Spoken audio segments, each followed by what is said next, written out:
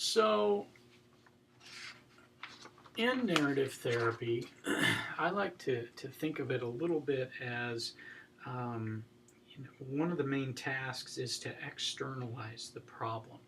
So, for example, when let's just take anger. Anger is a feeling, it's an emotion, it's inside of me, and being inside of me, it feels really, really big. It feels overwhelming, it feels uncontrollable, it feels unmanageable.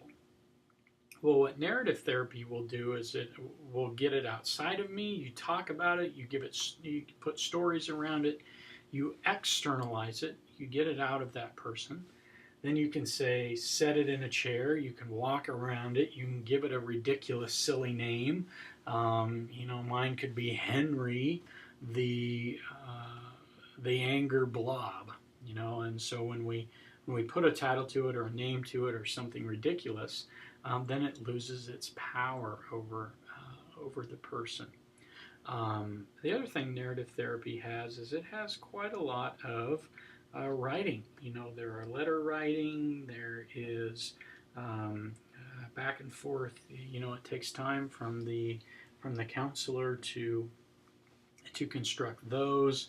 But when they're writing letters, it is talking about Henry the anger blob. I mean, it's like using their language in those letters, and so it is quite active as well, both inside and outside of the session. So the counselor's attitude is more important than the techniques. We've heard that before. Questions to engage the client and explore, generating more questions that lead to experiences, getting more and more information and examples out of folks, always looking for signs to be able to re-author a story or change the narrative. Asking questions that invite clients to see their story from an alternative viewpoint.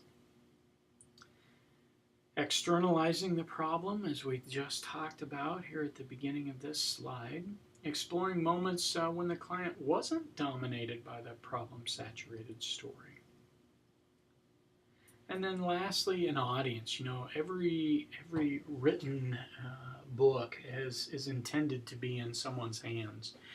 Every movie is intended to be in front of someone's eyes. And so,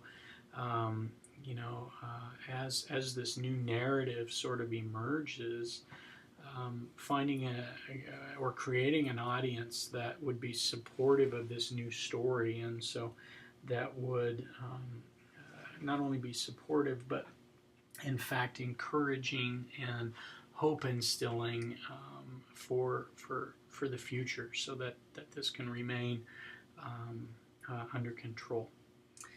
Okay, so that is solution focus and narrative therapy, and thanks so much for stopping by, and we will talk again soon, my friends.